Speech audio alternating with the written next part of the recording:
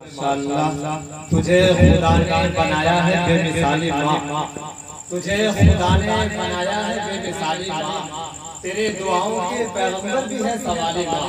तुझे खुदा ने बनाया है बेमिसाली माँ, तेरी दुआओं के पैगंबर भी है सवाली माँ। मुझे सुला दिया मखमल के नर्म बिस्तर पर, मुझे सुला दिया मखमल के नर्म बिस्तर पर, वो देखो टाट के सोई है भोली भाली माँ। वाह वाह, वो देखो टाट पे सोई है भोली भाली माँ। ऐसे अल्लाह की रहमत नहीं देखी मैंने, माँ से अच्छे कोई और नहीं देखी मैंने। आइए हज़रत मोहतरम, वक्त की किल्लत दामनगीर है, एक शेर पढ़ना चाहता हूँ और हजरत मौलाना सिद्दीकुल हक साहब तक पहुँचने की कोशिश करता हूँ। नाते नबी का एक शेर जनाब शमसुल हुदा जो वलीदपुर से उनका ताल्लुक है यूपी की सरजमीन से, उन्होंने नाते पाक का एक शेर पढ़ा था कि हर इब्तिदा से पहले, हर इंतहा के बाद, हर इब्तिदा से पहले, हर इंतहा के बाद ज़ाते नबी बुलंद है, ज़ाते खुदा के बाद दुनिया में एहतराम के दुनिया में एहतराम के काबिल है जितने लोग, मैं सबको मानता हूँ मगर मुस्तफा के बाद।